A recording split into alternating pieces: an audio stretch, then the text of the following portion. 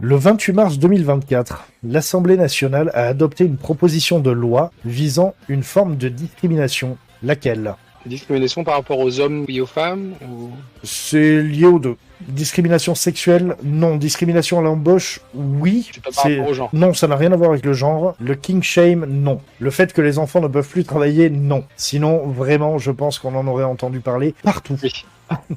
Du fait, attends, on rétablit le travail pour les enfants, mais uniquement dans les mines. Donc non, ça n'a rien à voir avec ça. Bien sûr, toutes les discriminations sont interdites, mais celle-là avait besoin d'être mieux gérée. La discrimination pour les personnes non genrées, non. Contre la discrimination à l'embauche des hommes blancs cis hétéros, non.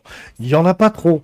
Il y en a peu, On parle de cul là, évidemment, j'imagine. Alors, on parle pas spécialement de cul là, plutôt d'humain. Discrimination, l'embauche des prédateurs sexuels dans les écoles et les églises. Jean-Marc Morandini est toujours en poste, donc non, il n'y a pas de souci.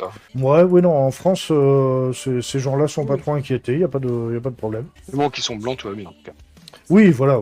Oh, quoique, je sais pas. Je me dis, un pédophile, même non blanc, s'il est de droite, je suis sûr que ça passe. Après, ça rentre dans la politique, on rentre pas là-dedans. Pour les personnes transgenres, non. Discrimination à l'embauche de personnes qui se reproduisent avec des IA, non. Et surtout, quand tu dis sur ton CV ou ta lettre de motivation ou même dans un entretien, ah, au fait, je me reproduis avec des IA. C'est sur l'âge, non. Je vais vous donner un indice, c'est physique. Ça peut concerner tout le monde. C'est un truc qui se voit, c'est ça? C'est quelque chose qui se voit totalement. Trop grosse gag, non. Poissin, non plus. Androgyne, non plus. La couleur des cheveux, non. Mais par contre, je vais te le valider. Parce que c'est une loi contre la discrimination capillaire.